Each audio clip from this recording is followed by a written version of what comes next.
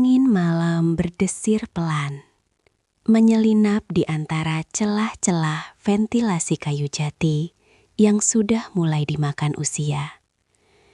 Di dalam rumah besar berarsitektur kolonial yang terletak di pinggiran kota itu, Ningsih duduk terpaku di depan meja riasnya. Cahaya lampu kuning temaram memantulkan wajah seorang wanita berusia 47 tahun yang masih menyisakan sisa-sisa kecantikan masa muda. Namun garis-garis halus di sudut matanya tidak bisa berbohong. Garis itu adalah peta dari ribuan hari yang ia lalui dalam ketabahan, juga ribuan malam yang ia habiskan dalam kesunyian.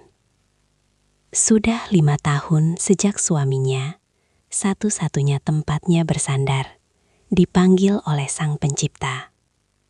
Sejak hari pemakaman itu, rumah ini bukan lagi sebuah tempat berteduh yang hangat, melainkan sebuah kotak besar berisi kenangan yang kadang terasa mencekik. Ningsih adalah sosok yang tangguh. Ia tidak pernah membiarkan tetangga melihatnya menangis. Ia memilih menyibukkan diri di butik jahit kecil yang menyatu dengan bagian depan rumahnya. Di sana, di antara gulungan kain sutra, tumpukan benang warna-warni, dan deru mesin jahit tua, Ningsih mencoba membunuh waktu. Namun pekerjaan hanyalah tameng. Baginya, tantangan terbesar bukanlah melayani pelanggan yang cerewet atau menyelesaikan jahitan kebaya yang rumit, melainkan saat matahari mulai terbenam, ketika butik ditutup dan lampu-lampu jalan mulai menyala.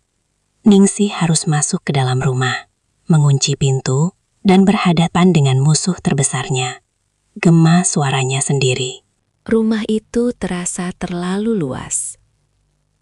Ruang tamu dengan sofa beludru coklat, ruang makan dengan meja kayu panjang, hingga dapur yang biasanya mengepulkan aroma masakan, kini terasa seperti panggung pertunjukan yang kehilangan penontonnya.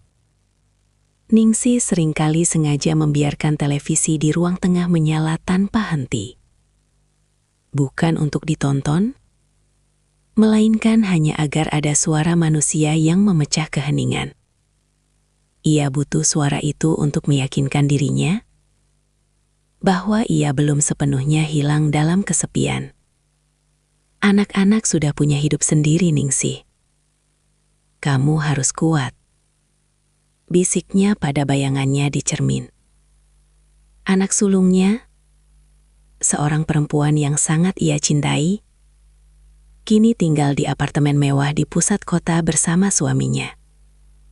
Meskipun jaraknya tidak terlalu jauh, kesibukan dunia modern seringkali hanya menyisakan waktu bagi mereka untuk mampir sebentar di akhir pekan.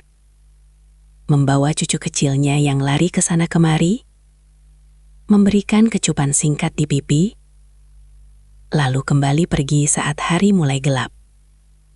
Setelah mereka pergi, rumah itu terasa 10 kali lebih sunyi dari sebelumnya. Anak keduanya tinggal lebih jauh lagi. Di luar pulau, sibuk dengan bisnis perkebunan yang tak bisa ditinggalkan. Sementara si bungsu masih mengejar mimpi di bangku kuliah kedokteran di Bandung, hanya pulang saat libur panjang tiba. Ningsih paham. Ia mengerti sepenuhnya bahwa burung-burung yang ia besarkan memang harus terbang meninggalkan sarang. Namun, pengertian secara logika tidak pernah bisa mengobati lubang di hatinya. Harapan satu-satunya adalah momen pergantian tahun. Bagi orang lain, itu mungkin hanya pesta kembang api. Namun bagi Ningsih, itu adalah saat di mana sarangnya kembali penuh. Tahun ini suasana rumah mulai terasa berbeda sejak 3 hari lalu. Suara tawa cucu-cucunya kembali terdengar di halaman. Aroma bumbu dapur khas Betawi, lengkuas, jahe, dan santan kental kembali memenuhi udara. Ningsih merasa jiwanya terisi kembali. Ia sibuk di dapur sejak subuh, menyiapkan rendang, opor, dan tentu saja camilan kesukaannya, pisang goreng hangat. Ia ingin semuanya sempurna. Ia ingin anak-anaknya merasa bahwa rumah ibu mereka adalah tempat paling nyaman di dunia. Namun di tengah keriuhan itu, ada sesuatu yang mengganjal di hati Ningsih. Hingga malam kedua setelah perayaan, ada satu sosok yang belum muncul. Bagas, menantu dari anak keduanya. Putrinya sudah datang lebih dulu bersama anak, namun Bagas tertahan di ibu kota. Sebagai seorang auditor di sebuah bank besar, Bagas seringkali menjadi budak korporasi, terutama di akhir tahun saat tutup buku. Ningsih mencoba bersikap bijak. Ia tidak ingin memperlihatkan kekecewaannya. "Tidak apa-apa, Nak. Pekerjaan suami itu ibadah," kata Ningsih saat putrinya meminta maaf karena suaminya belum bisa hadir. Namun jauh di dalam lubuk hatinya, Ningsih merasa penasaran. Bagas adalah sosok yang sangat berbeda dari menantu-menantunya yang lain. Pria itu berusia 35 tahun, bertubuh tegap, namun selalu membungkuk sopan jika berbicara. Masalahnya, Bagas hampir tidak pernah berbicara kecuali ditanya. Ia adalah pria yang pendiam, seolah-olah ada rahasia atau beban berat yang ia simpan rapat di balik tatapan matanya yang teduh. Selama bertahun-tahun menjadi mertua, Ningsih selalu merasa ada tembok yang tak terlihat antara dirinya dan Bagas. Bagas tidak pernah mengeluh, tidak pernah berdebat, dan selalu mengikuti apapun keinginan istrinya tanpa banyak protes. Namun Ningsih, dengan insting seorang wanita yang sudah banyak makan asam garam kehidupan, bisa merasakan bahwa kebisuan Bagas bukanlah tanda bahwa ia kosong, melainkan tanda bahwa ia terlalu penuh. Penuh oleh sesuatu yang tidak tahu bagaimana cara mengeluarkannya. Malam semakin larut. Di luar, suara sisa-sisa kembang api sesekali masih terdengar di kejauhan. Anak-anak Ningsih sudah mulai masuk ke kamar masing-masing setelah seharian bercengkrama. Ningsih sendiri masih duduk di ruang tengah, menatap jam dinding yang jarumnya berdetak seirama dengan detak jantungnya yang gelisah. Rumah ini kembali sunyi secara perlahan, satu persatu lampu kamar dipadamkan. Ningsih menghela napas panjang. Ia bangkit dari duduknya, merapikan toples-toples kue kering yang isinya sudah berkurang setengah. Ia merasa senang melihat rumahnya ramai, namun ia juga tahu bahwa keramaian ini hanya pinjaman. Dalam beberapa hari, mereka semua akan pergi lagi, dan ia akan kembali menjadi janda tua yang menunggu telepon dari anak-anaknya. Tiba-tiba, suara deru mobil terdengar di halaman depan. Lampu sorot mobil menembus kaca jendela ruang tamu, menyapu dinding-dinding kayu jati dengan cahaya putih yang tajam. Ningsih menoleh, jantungnya berdebar sedikit lebih cepat. Itu Bagas. Akhirnya dia sampai. Ningsih bergegas menuju pintu depan, merapikan daster batiknya yang sedikit kusut.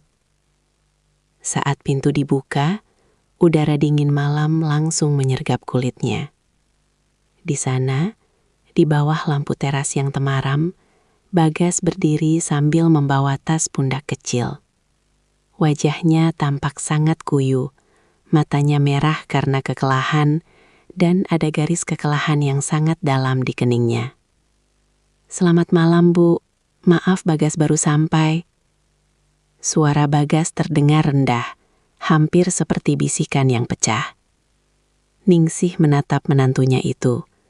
Ada dorongan aneh di dalam hatinya untuk memeluk pria itu, bukan sebagai mertua, melainkan sebagai sesama jiwa yang tampak sedang memikul beban dunia di bahunya. Namun, Ningsih hanya tersenyum hangat, senyum seorang ibu mertua yang bijak. "Masuk, Gas. Makan dulu. Ibu punya pisang goreng dan kopi kalau kamu mau," jawab Ningsih. Bagas hanya tersenyum tipis, senyum yang sangat kaku. Ia mengangguk pelan, lalu melangkah masuk ke dalam rumah. Ningsih menutup pintu jati yang berat itu, menguncinya rapat-rapat.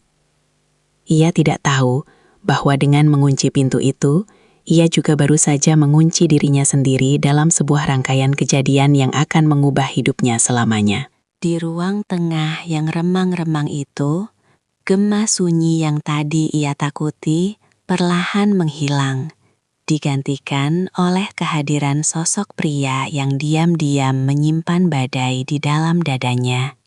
Dan di malam yang dingin itu, benih dari sebuah rahasia besar mulai tertanam di balik dinding rumah jati milik Ningsih.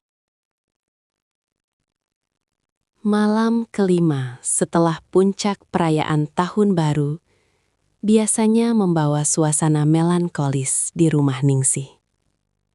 Keriuhan yang sebelumnya memuncak, kini mulai menyusut, menyisakan tumpukan piring kotor dan sisa-sisa bungkusan kado yang berserakan. Anak sulungnya sudah kembali ke kota sejak kemarin, sementara anak bungsunya asyik dengan dunianya sendiri di dalam kamar, telentang menatap layar ponsel. Rumah besar itu kembali perlahan menuju keheningan alaminya. Sebuah kesunyian yang bagi Ningsih terasa seperti sahabat lama yang tak diinginkan. Di tengah suasana yang mulai mendingin itu, kehadiran Bagas menjadi satu-satunya dinamika yang tersisa. Sejak kedatangannya yang larut malam tempo hari, Bagas seolah-olah melebur menjadi bayangan. Ia bangun pagi-pagi sekali, membantu menyapu halaman tanpa diminta. Lalu duduk di pojok teras dengan segelas kopi yang dibiarkan dingin. Sementara matanya menatap kosong ke arah kebun mangga di samping rumah. Ningsih sering memperhatikannya dari balik tirai jendela butiknya.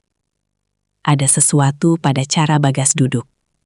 Bahu yang merosot, punggung yang tegang, yang membuat Ningsih merasa pria itu sedang tidak berada di sana. Tubuhnya di rumah Ningsih, tapi jiwanya seolah terjebak di ruang audit yang penuh angka, atau di tengah kemacetan yang tak berujung.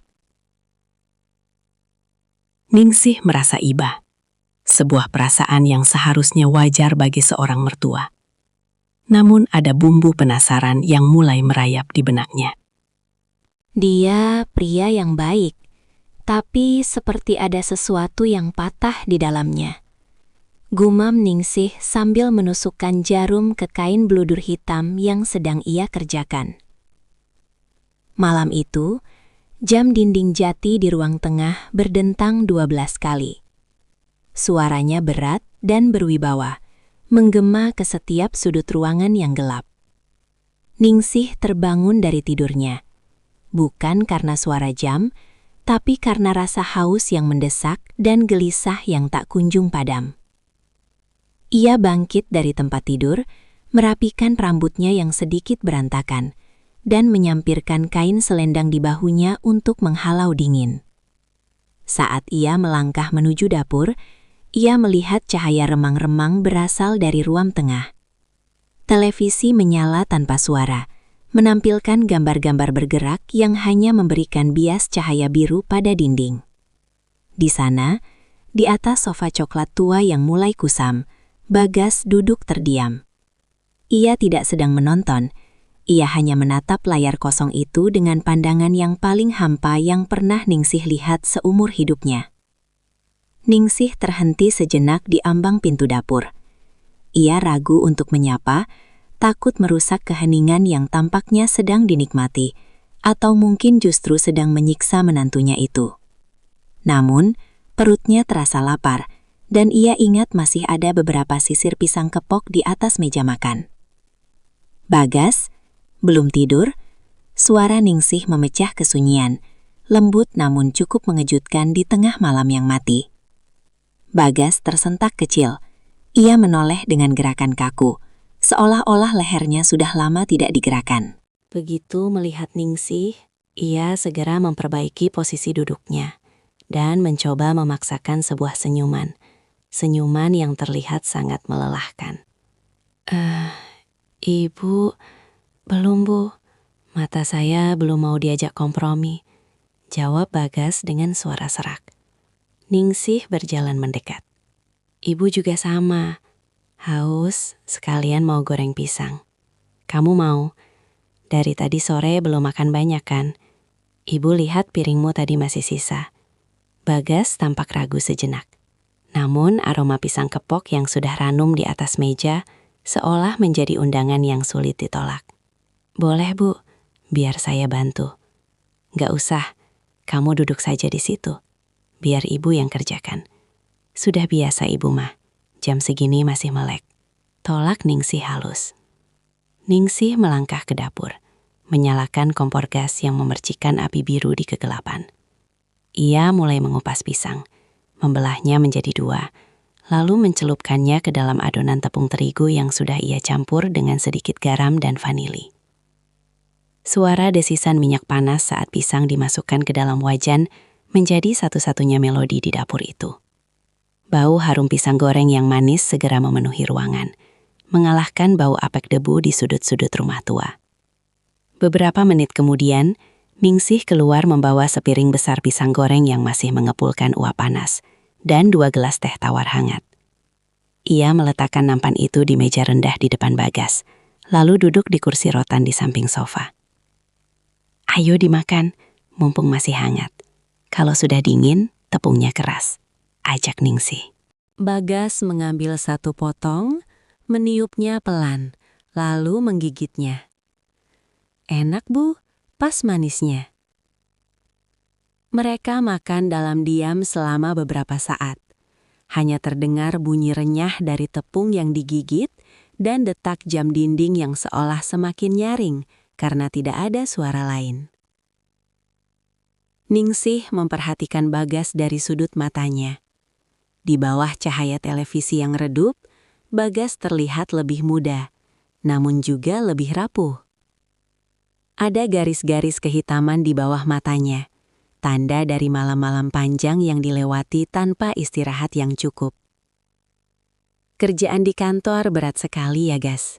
Ningsih membuka percakapan dengan hati-hati. Ia tahu pria pendiam seperti Bagas butuh pancingan yang lembut untuk bisa bicara. Bagas menghela napas panjang, sebuah napas yang terdengar seperti beban bertonton sedang diangkat sejenak dari dadanya. Begitulah Bu, akhir tahun selalu jadi masa yang paling gila.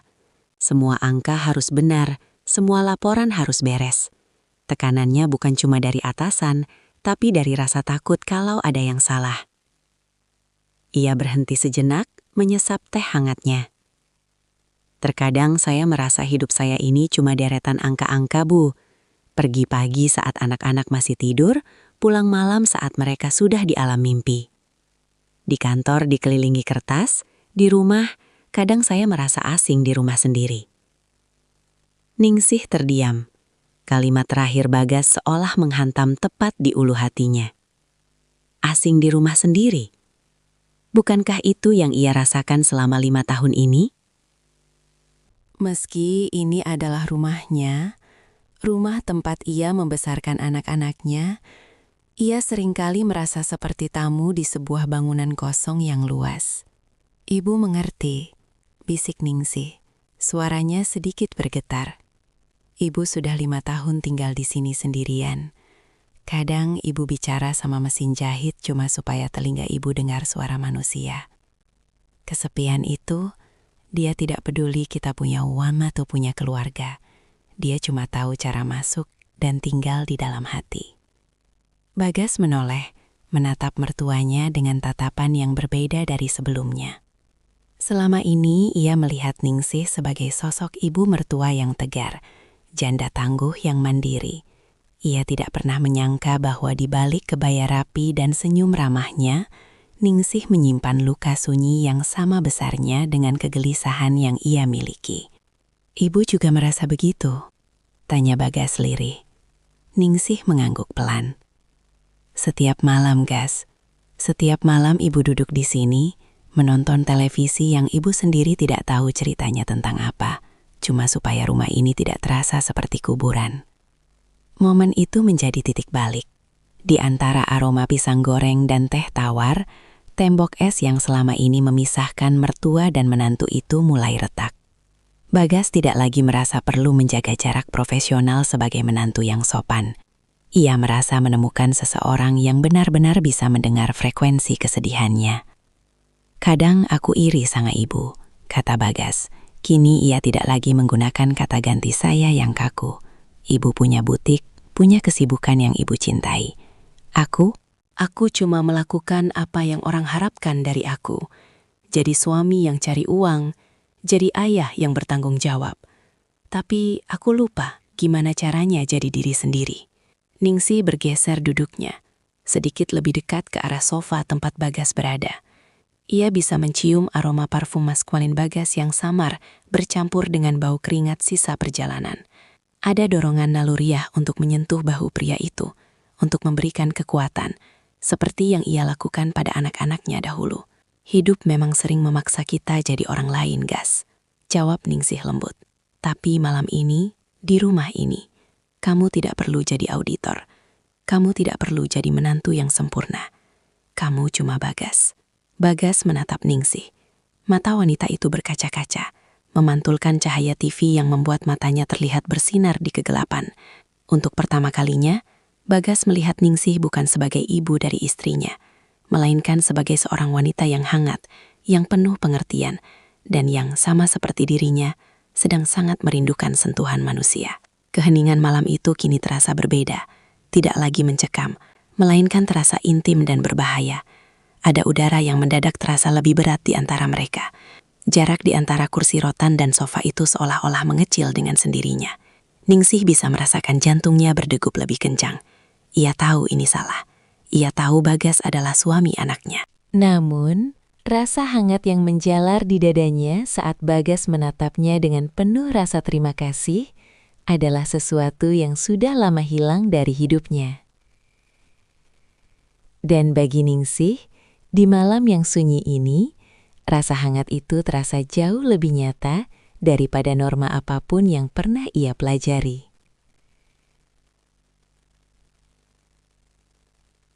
Malam kelima itu baru saja dimulai, dan di ruang tengah yang remang-remang, rahasia besar itu mulai mengulurkan akarnya. Di ruang tengah yang remang-remang itu, waktu seolah berhenti berputar. Sepiring pisang goreng yang tadi mengepulkan uap panas, kini mulai mendingin. Namun udara di sekitar Ningsih dan Bagas justru terasa semakin memanas.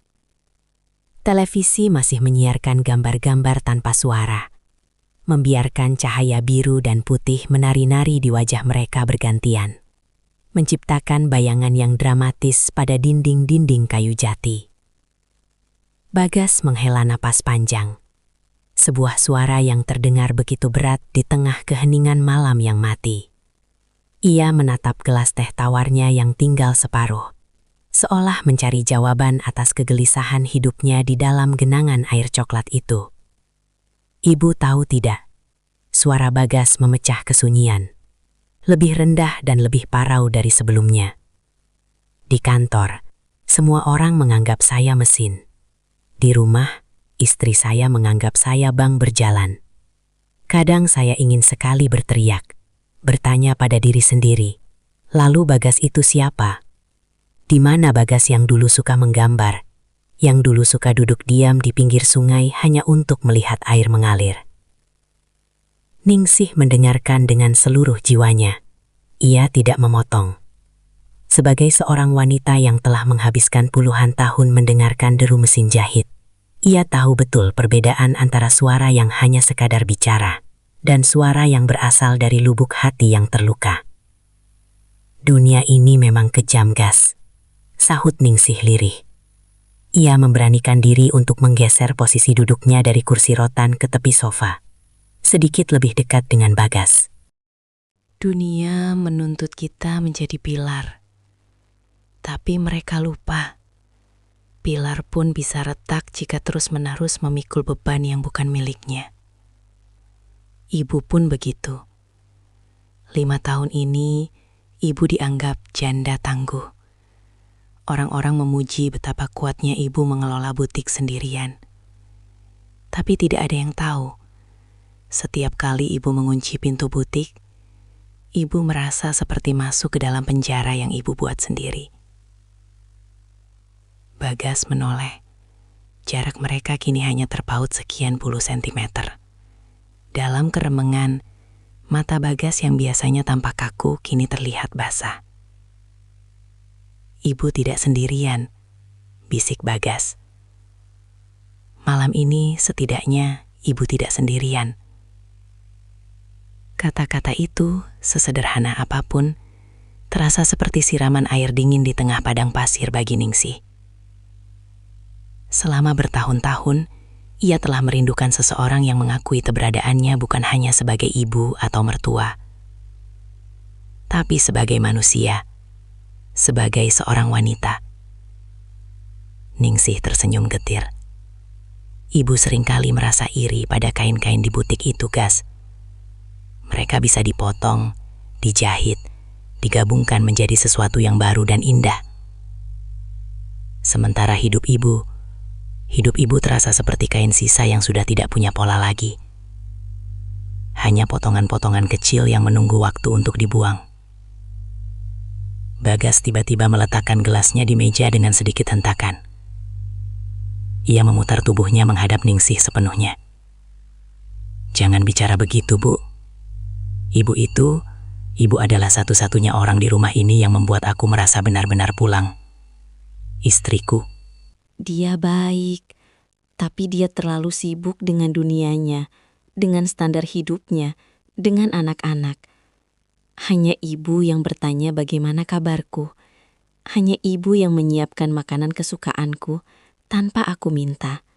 Tangan Bagas yang besar dan kasar karena kerja keras bergerak ragu-ragu di atas sofa, lalu tanpa sadar menyentuh jemari Ningsih yang sedang meremas kain selendangnya. Sentuhan itu hanya sesaat, namun efeknya seperti sengatan listrik yang menjalar ke seluruh saraf Ningsih. Jantungnya berdebar kencang, sebuah sensasi yang ia pikir sudah mati terkubur bersama suaminya. Ningsih tidak menarik tangannya. Itu adalah kesalahan pertamanya. "Bagas, kita tidak seharusnya," bisik Ningsih, namun kalimatnya menggantung di udara. Ia tidak punya kekuatan untuk menyelesaikan peringatan itu, karena bagian lain dari dirinya, bagian yang kesepian dan rapuh, justru menginginkan sentuhan itu lebih dari apapun. "Aku tahu, Bu. Aku tahu ini salah," jawab Bagas. Suaranya kini terdengar seperti rintihan. "Tapi malam ini saja, biarkan aku merasa tidak sendirian. Biarkan aku merasa ada seseorang yang benar-benar melihatku." Bagas menggenggam tangan Ningsih sepenuhnya. Tangan Ningsih terasa dingin. Namun bagi Bagas, itu adalah pelabuhan paling hangat yang pernah ia temukan dalam waktu lama. Ningsih menatap wajah menantunya itu. Di bawah cahaya TV yang redup, wajah Bagas terlihat penuh duka yang sangat dalam. Ningsih merasakan dorongan keibuan bercampur dengan sesuatu yang jauh lebih gelap dan mendalam. Ia mengangkat tangannya yang lain, lalu dengan lembut mengusap pipi Bagas. Kulit pria itu terasa kasar karena kumis tipis yang belum sempat dicukur. Sebuah tekstur yang mengingatkan Ningsih pada mendiang suaminya. Namun pada saat yang sama, terasa sangat baru dan asing. "Kamu anak yang baik, Gas," kata Ningsih. Meski ia tahu kata anak kini sudah tidak tepat lagi digunakan. Bagas memejamkan matanya, menikmati belayan tangan Ningsih yang halus karena sering menyentuh sutra. Ia merasakan kedamaian yang aneh. Seolah-olah semua laporan kantor, semua tuntutan istri, dan semua kebisingan dunia mendadak lenyap. Yang tersisa hanya mereka berdua. Dua jiwa yang tersesat di tengah malam yang sunyi. Di sebuah rumah tua yang penuh dengan gema masa lalu. "Ibu," Bagas berbisik. Lalu perlahan ia mendekatkan wajahnya. Ningsih bisa merasakan nafas Bagas yang hangat menerpa wajahnya. Aroma kopi dan rokok samar dari pria itu terasa begitu memabukkan di tengah udara malam yang dingin. Ningsih tahu ia harus berdiri, berlari ke kamarnya, dan mengunci pintu. Ia harus memikirkan putrinya. Ia harus memikirkan cucu-cucunya. Ia harus memikirkan martabatnya sebagai seorang janda terhormat. Namun, saat Bagas menyandarkan dahinya ke dahi Ningsih, semua nalar itu seolah-olah tersapu oleh gelombang kesepian yang selama ini ia bendung. Kesunyian malam kelima itu seolah-olah memberikan izin bagi mereka untuk menjadi egois. Di rumah yang gelap ini, di mana semua orang terlelap, mereka merasa seolah dunia telah melupakan mereka. Dan karena itu, mereka bebas untuk melupakan dunia. Hanya malam ini, bisik sebuah suara di dalam kepala Ningsih yang ia tahu adalah suara iblis. Namun terdengar seperti malaikat penyelamat bagi hatinya yang hampa. Bagas tidak lagi menahan diri. Ia merengkuh bahu Ningsih, menarik wanita itu ke dalam pelukan yang erat. Sebuah pelukan yang penuh dengan keputusasaan dan rasa lapar akan kasih sayang.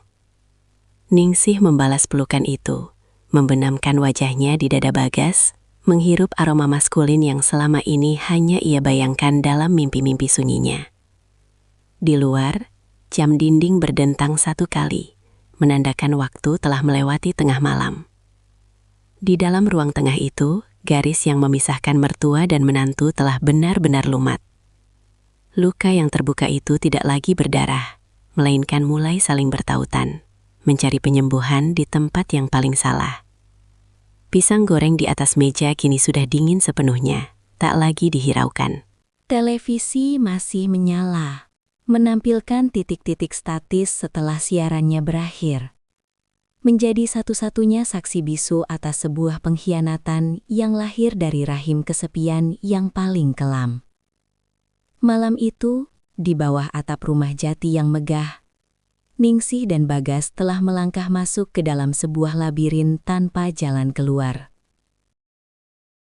Dunia seolah-olah kehilangan warnanya saat fajar mulai mengintip dari balik tirai jendela jati.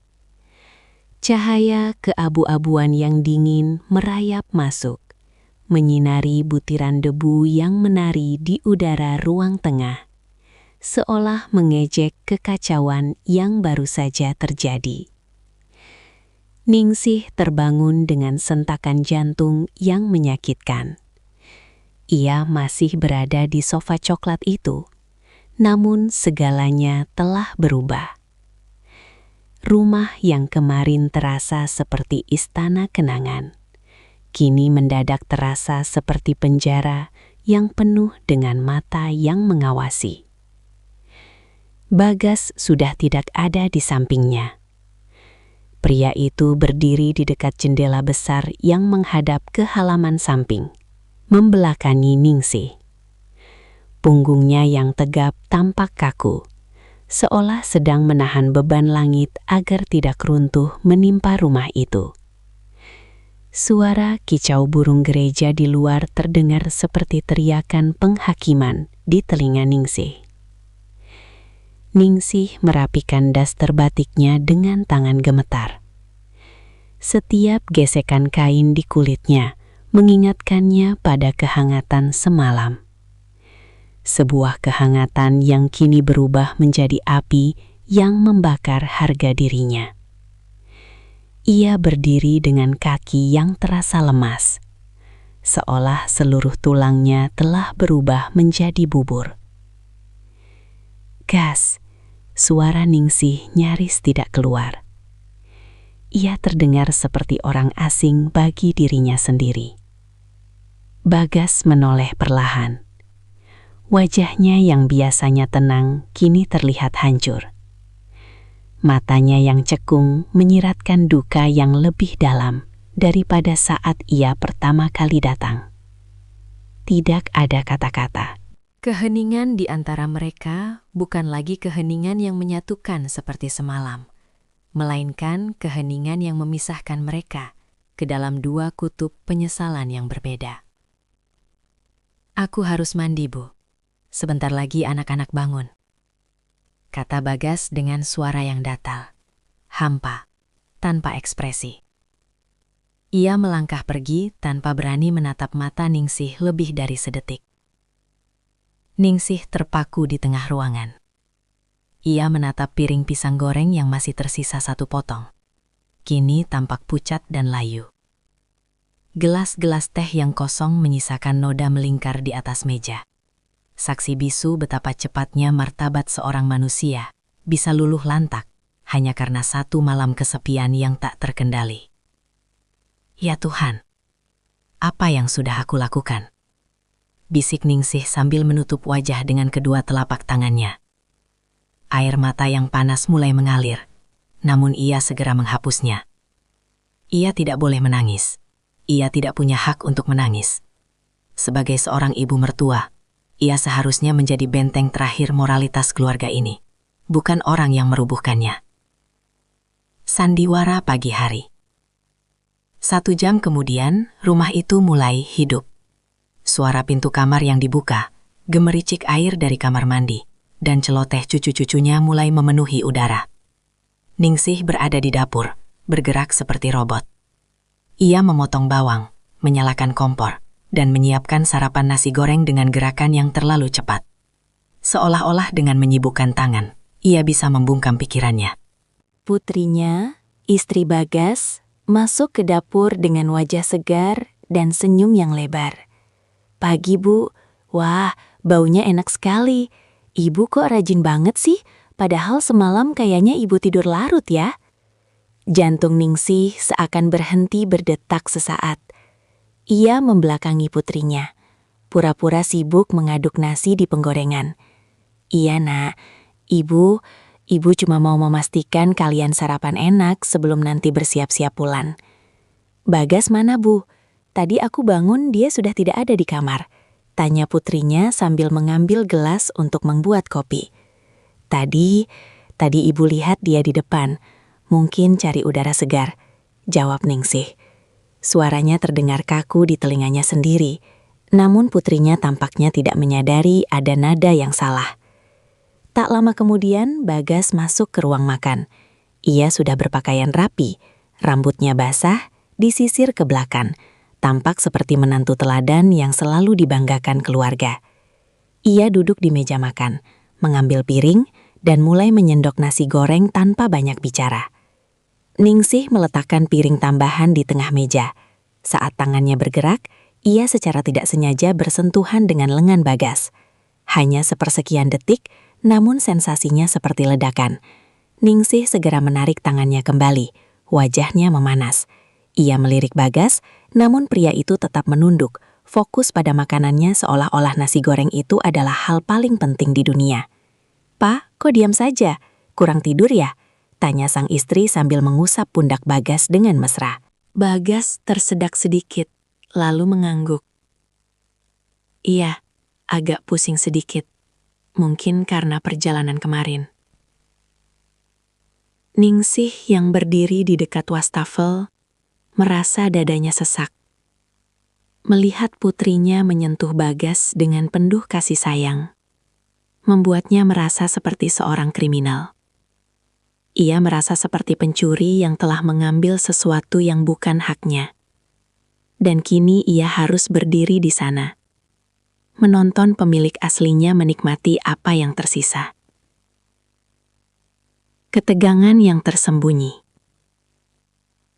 Sepanjang pagi itu, suasana rumah terasa sangat mencekam bagi Ningsih dan Bagas. Di permukaan, semuanya tampak normal. Anak-anak bermain, cucu-cucu tertawa, dan obrolan tentang rencana kepulangan mengalir lancar. Namun, di bawah permukaan itu, ada arus bawah yang sangat kuat. Setiap kali mata Ningsih dan Bagas tidak sengaja bertemu, ada percikan ketegangan yang membuat udara seolah-olah berlistrik. Ada rahasia besar yang menggantung di antara mereka. Sebuah rahasia yang jika meledak, akan menghancurkan hidup semua orang yang ada di ruangan itu. Ningsih berusaha keras untuk tidak menunjukkan gelagat aneh.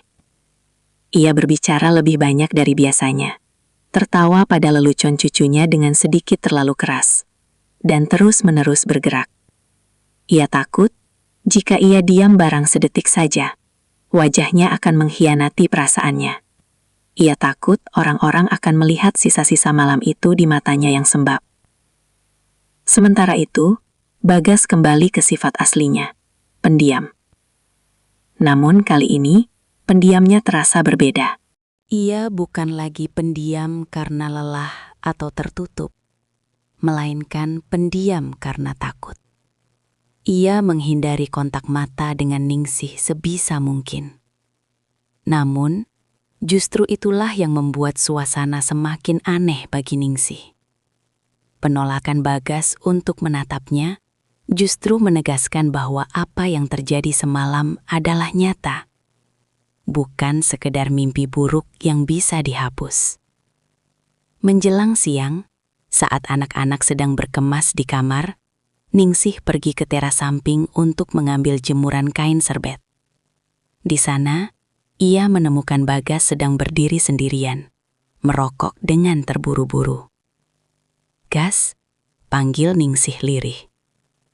Bagas menoleh, matanya terlihat liar sesaat sebelum kembali layu. "Bu, kita tidak bisa melakukan ini. Ini salah. Ini gila. Ibu tahu, Gas. Ibu tahu," jawab Ningsih dengan suara yang hampir pecah. "Kita harus melupakan semuanya. Anggap saja semalam tidak pernah terjadi. Demi mereka, Gas. Demi anak-anak." Bagas membuang puntung rokoknya dan menginjaknya dengan keras. "Bagaimana caranya melupakan sesuatu yang terasa begitu nyata, Bu? Setiap kali aku melihat istriku, aku merasa seperti iblis. Kamu harus bisa, Gas. Kamu harus kuat." Ningsih mendekat satu langkah, namun segera berhenti. Ia menyadari bahwa jarak di antara mereka kini bukan lagi sekedar jarak fisik, melainkan jurang moral yang sangat dalam. "Ibu akan menyimpan ini sampai mati. Kamu juga harus begitu. Jangan pernah katakan pada siapapun. Selamanya." Bagas hanya menatap Ningsih dengan pandangan yang penuh penderitaan. Ia ingin berkata sesuatu, mungkin sebuah permintaan maaf, atau mungkin sebuah pengakuan bahwa ia tidak menyesal sepenuhnya. Namun, suara putrinya yang memanggil dari dalam rumah memutus momen itu. "Pah, tolong bantu angkat kopar." Bagas menarik napas panjang, merapikan bajunya, dan kembali memakai topeng menantu sempurna. Ia berjalan melewati Ningsih tanpa menoleh lagi. Ningsih berdiri mematung di teras, memeluk serbet-serbet bersih di dadanya, merasakan air mata yang akhirnya jatuh membasahi kain itu. Ia menyadari bahwa mulai hari ini, kesepian yang ia rasakan akan memiliki rasa yang baru. Bukan lagi kesepian karena ditinggalkan, melainkan kesepian karena menyimpan rahasia yang paling kelam. Ia telah menyelamatkan keluarganya dari kehancuran dengan kesepakatan diam ini. Namun ia telah menghancurkan jiwanya sendiri dalam prosesnya. Ambang jurang itu masih ada di sana, menganga lebar. Dan Ningsih tahu, meskipun ia tidak jatuh ke dalamnya, ia akan selamanya berdiri di tepiannya, menatap kegelapan yang ia buat sendiri. Mobil SUV perak milik Bagas perlahan bergerak mundur, meninggalkan jejak ban di atas tanah halaman yang masih basah oleh embun pagi. Ningsih berdiri di teras, tangannya melambai dengan kaku, sementara wajahnya dipaksa untuk tetap mengulas senyum terbaik yang bisa ia ciptakan. Di dalam mobil itu, putrinya melambaikan tangan dengan riang, sementara cucu-cucunya menempelkan wajah ke kaca jendela sambil berteriak, "Dadah nenek, nanti main lagi ya. Hanya Bagas yang tidak menoleh. Matanya terpaku lurus ke depan. Kedua tangannya mencengkram kemudi dengan begitu kuat hingga buku-buku jarinya memutih. Bagi dunia luar, itu adalah pemandangan perpisahan keluarga yang manis. Namun bagi Ningsih, deru mesin mobil itu terdengar seperti lonceng kematian bagi ketenangan jiwanya. Begitu mobil itu hilang di tikungan jalan, Ningsih menurunkan tangannya. Seketika itu juga, senyumnya luruh, digantikan oleh gurat kelelahan yang luar biasa. Ia berbalik dan masuk ke dalam rumah. Saat pintu jati itu tertutup dengan suara dentum yang berat, Ningsih merasa seolah-olah seluruh oksigen di dalam rumah itu mendadak lenyap. Rumah itu kembali sunyi. Namun, ini bukan sunyi yang biasa ia kenal. Bukan lagi sunyi yang kosong, melainkan sunyi yang berisik oleh tuduhan. Setiap sudut ruangan seolah-olah memiliki mata dan mulut yang berbisik, menghakiminya atas apa yang terjadi di sofa ruang tengah beberapa jam yang lalu. Saksi bisu yang menghakimi. Ningsih berjalan menuju ruang tengah dengan langkah terseret. Ia menatap sofa coklat itu. Di matanya, sofa itu kini tampak seperti monumen dosa. Ia bisa melihat bayangan dirinya dan Bagas di sana. Dua manusia yang kalah oleh kerapuhan. Dengan gerakan kasar, Ningsih mengambil bantal sofa yang sedikit miring dan menepuk-nepuknya dengan tenaga berlebih. Seolah-olah dengan merapikannya, ia bisa menghapus sisa-sisa keberadaan mereka di sana. Ia kemudian bergegas ke dapur. Ia mencuci piring-piring sisa sarapan dengan gerakan yang kalap. Sabun berbusa melimpah. Air mengucur deras. Namun tidak ada yang bisa membersihkan rasa kotor yang ia rasakan di balik kulitnya sendiri. Astaghfirullah. Astaghfirullah. Bisiknya berulang-ulang. Suaranya pecah, beradu dengan denting piring yang beradu dengan wastafel. Setiap kali ia memejamkan mata, ia melihat wajah putrinya. Putrinya yang begitu bangga padanya. Putrinya yang selalu berkata, "Ibu adalah inspirasiku. Aku ingin setegar ibu." Kata-kata itu kini terasa seperti belati yang dihunuskan tepat ke jantungnya. Ia merasa seperti serigala berbulu domba yang baru saja memangsa kebahagiaan anaknya sendiri dalam satu malam kegilaan. Candu yang menyesakan. Namun, di tengah rasa jijik pada dirinya sendiri, ada sisi gelap di hati Ningsih yang menolak untuk melupakan. Ingatan tentang bagaimana Bagas menatapnya, bagaimana pria itu mendengarkan keluh kesahnya, seolah dia adalah wanita paling penting di dunia, masih memberikan kehangatan yang sisa-sisanya masih tertinggal di dadanya. Itulah yang paling menyiksa Ningsih. Rasa bersalah itu berperang dengan rasa haus akan kasih sayang yang baru saja terpuaskan sedikit. Ia membenci dirinya sendiri karena merindukan getaran itu. Ia membenci kenyataan bahwa setelah 5 tahun menjadi bayangan, ia merasa hidup justru saat melakukan kesalahan paling fatal dalam hidupnya. Sore harinya, Ningsih mencoba mencari pelarian di butiknya. Ia menyalakan mesin jahitnya, suara tak-tek dari jarum yang menembus kain biasanya menjadi meditasi baginya. Namun hari ini, jarum itu berkali-kali meleset. Benangnya kusut, persis seperti pikirannya. Tiba-tiba, ponselnya di atas meja jahit bergetar. Sebuah pesan masuk dari putrinya. "Bu, kami sudah sampai di rumah dengan selamat. Bagas langsung tidur, katanya pusing sekali. Makasih ya Bu buat pisang gorengnya semalam. Bagas bilang itu pisang goreng paling enak yang pernah dia makan. Love you Bu." Ponsel itu hampir jatuh dari tangan Ningsih. Kalimat Bagas bilang itu pisang goreng paling enak terasa seperti sindiran yang sangat tajam. Apakah Bagas mengatakannya dengan rasa bersalah, atau apakah itu kode rahasia di antara mereka? Ningsih melempar ponselnya ke tumpukan kain sutra. Ia merasa mual. Ia merasa seolah-olah seluruh keluarganya sedang menari di atas bom waktu yang ia pegang pemicunya. Doa di atas sajadah yang basah. Malam tiba dan ketakutan Ningsih memuncak. Ia tidak berani duduk di ruang tengah. Ia mengunci diri di kamar, menyalakan lampu seterang mungkin, seolah-olah cahaya bisa mengusir bayang-bayang dosa. Ia mengambil air wudhu, membiarkan air dingin membasahi wajah dan lengannya, berharap kesucian air itu bisa meresap hingga ke jiwanya yang menghitam. Ia membentangkan sajadah, mengenakan mukena putihnya, dan mulai bersujud. Dalam sujud yang panjang itu, pertahanannya runtuh.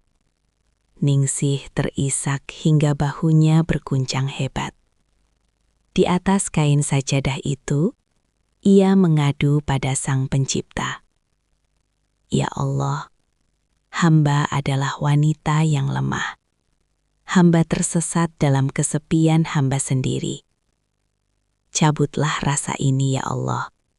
Jangan biarkan hamba menghancurkan darah daging hamba sendiri. Tangisnya pecah di tengah kesunyian kamar. Ia memohon ampunan, namun di saat yang sama, ia merasa tidak layak untuk dimaafkan. Ia membayangkan wajah almarhum suaminya. Ia membayangkan betapa kecewanya sosok pria yang fotonya masih terpajang di ruang tamu itu, melihat apa yang istrinya lakukan dengan menantunya sendiri. Luka batin itu terasa sangat nyata, seperti luka fisik yang terus mengeluarkan darah. Marni? Ningsih? Sadar bahwa rahasia ini adalah beban seumur hidup. Ia harus memerankan peran sebagai ibu mertua yang suci, sementara di dalamnya ia sedang membusuk oleh rahasia. Beban yang tak kasat mata. Hari-hari berikutnya berlalu dengan penuh kepura-puraan. Ningsih mulai menghindari panggilan video dari anaknya. Jika terpaksa, ia hanya akan bicara sebentar, menanyakan cucu, lalu beralasan ada pelanggan di butik agar bisa segera mematikan sambungan.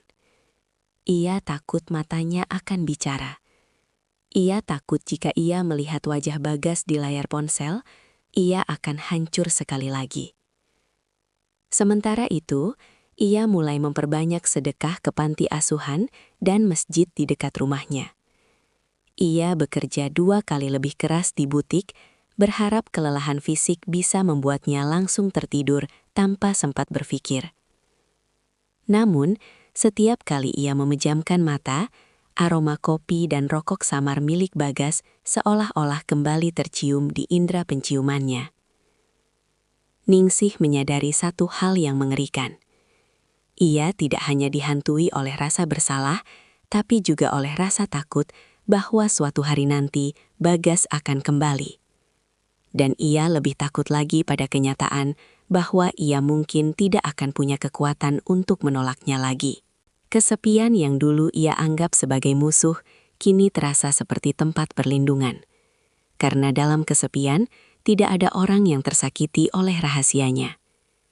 Namun, ia tahu, tembok yang ia bangun untuk menutupi rahasia ini hanyalah tumpukan pasir yang bisa runtuh kapan saja jika takdir menghendaki. Ningsih menatap cermin, melihat dirinya yang tampak lebih tua 10 tahun hanya dalam hitungan hari. Rahasia itu telah mencuri jiwanya, meninggalkan seorang wanita yang hanya hidup untuk menjaga sebuah kebohongan besar sampai hari kematiannya tiba.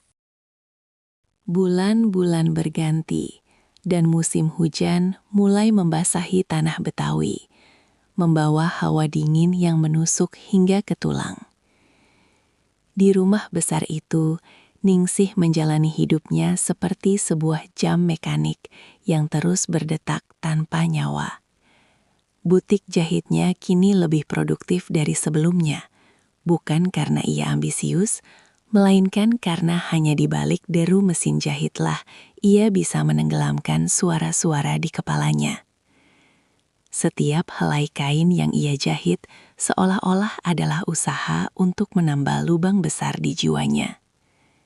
Namun, ia tahu beberapa luka tidak bisa ditutup dengan benang sekuat apapun.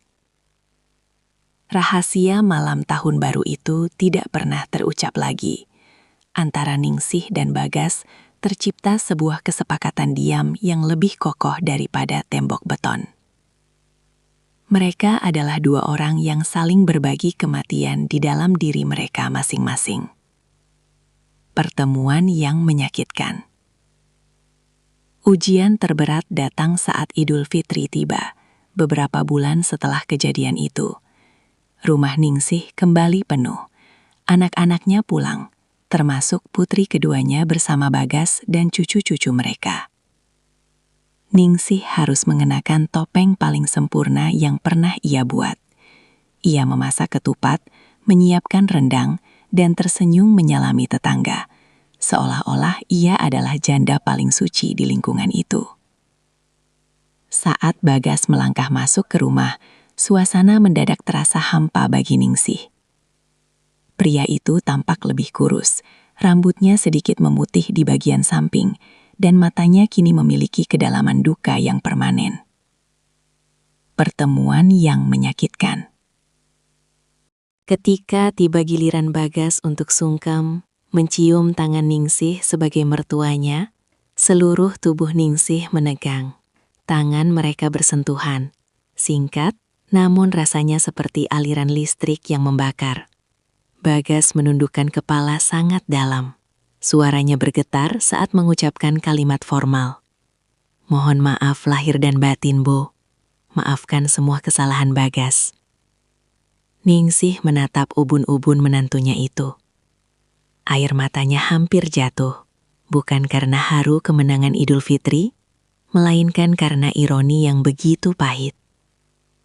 Iya, Gas. Ibu juga minta maaf. Semua sudah Ibu maafkan. Semoga kita semua bisa menjadi orang yang lebih baik. Jawab Ningsih dengan suara yang hampir tercekat di tenggorokan. Di ruang tamu, di depan anak dan cucunya, mereka adalah mertua dan menantu yang saling menghormati. Namun di dalam batin, mereka adalah dua orang asing yang terikat oleh rantai dosa yang tak terlihat. Bagas tidak pernah lagi berlama-lama di dapur atau ruang tengah. Ia lebih banyak menghabiskan waktu bermain dengan anak-anaknya atau berpura-pura tidur lebih awal.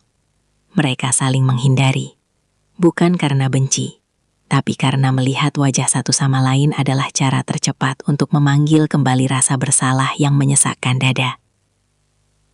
Penebusan yang sunyi. Tahun-tahun berlalu dengan cepat.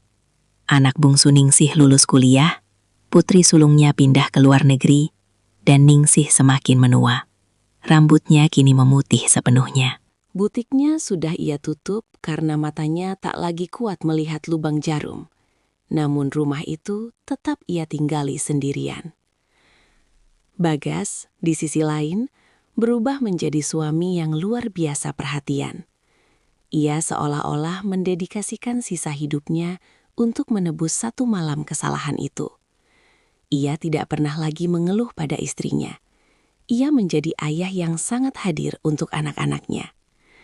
Orang-orang melihat keluarga mereka sebagai teladan keluarga harmonis. Namun, setiap kali Bagas duduk sendirian di kantornya yang mewah, ia seringkali termenung menatap ke arah jendela, teringat pada aroma pisang goreng dan kehangatan yang pernah ia temukan di rumah mertuanya. Ningsih pun mencari jalannya sendiri. Ia menjadi lebih religius. Ia menghabiskan waktunya di masjid, membantu mengajar mengaji anak-anak yatim, dan menyedekahkan hampir seluruh harta peninggalan suaminya. Ia berharap Tuhan melihat usahanya untuk membersihkan noda yang tak terlihat itu. Namun setiap kali ia bersujud, bayangan malam itu tetap muncul, bukan sebagai kenangan manis, melainkan sebagai pengingat akan kerapuhan manusia. Senja yang tak terelakkan.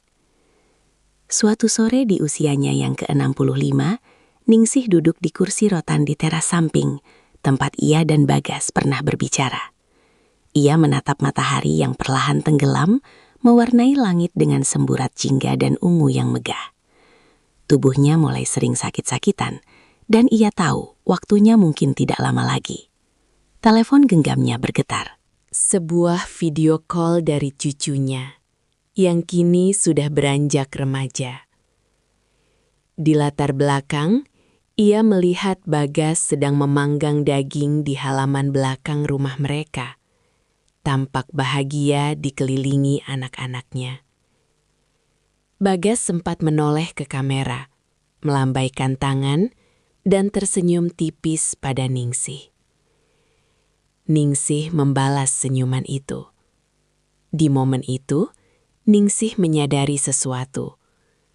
Rahasia ini telah mengubah mereka menjadi orang yang lebih baik melalui cara yang sangat menyakitkan. Mereka menjadi lebih rendah hati, lebih waspada terhadap godaan, dan lebih menghargai keluarga, karena tahu betapa mudahnya semua itu dihancurkan. Rahasia ini akan mati bersamaku, bisik Ningsih pada angin senja. Ia tidak pernah menyesal telah memberikan kehangatan pada jiwa yang lapar malam itu. Namun, ia akan selamanya menyesali pengkhianatan yang menyertainya. Baginya, itu adalah salib yang harus ia panggul sendirian. Ia telah memilih untuk diam, membiarkan dirinya sendiri yang terbakar oleh api rasa bersalah, agar anak-anaknya tetap bisa hidup dalam cahaya kebahagiaan yang terang benderang. Penutup, Gema di Rumah Jati. Beberapa tahun kemudian, Ningsih berpulang dengan tenang di kamarnya. Saat pemakaman, Bagas berdiri paling depan di samping liang lahat. Ia membantu menurunkan jenazah mertuanya itu dengan tangan yang gemetar hebat. Saat tanah mulai menutupi papan kayu, Bagas membisikkan doa yang tidak didengar oleh siapapun, kecuali tanah dan Tuhan. Terima kasih, Bu. Terima kasih sudah menjaga rahasia ini. Dan maafkan aku, isaknya pelan, tertutup oleh suara talqin yang dibacakan Ustadz. Rumah jati itu akhirnya dijual. Barang-barang di dalamnya dibagikan atau dibuang. Sofa coklat di ruang tengah berakhir di gudang barang bekas. Kain-kain di butik disumbangkan. Fisik dari malam itu telah lenyap sepenuhnya. Namun di dalam hati Bagas, dan di dalam gema sunyi rumah-rumah yang mereka tinggali, kisah itu tetap ada. Sebuah pengingat abadi bahwa kesepian adalah kekuatan yang sangat besar. Ia bisa meruntuhkan gunung moralitas, namun ia juga bisa menjadi rahim bagi penebusan yang paling sunyi. Kisah Ningsih dan Bagas terkubur dalam-dalam di bawah tanah pemakaman yang tenang, menjadi sebuah rahasia besar yang takkan pernah terungkap oleh dunia, namun akan selalu diingat oleh Tuhan, sebagai bagian dari drama kehidupan manusia yang penuh dengan celah dan cinta yang salah arah.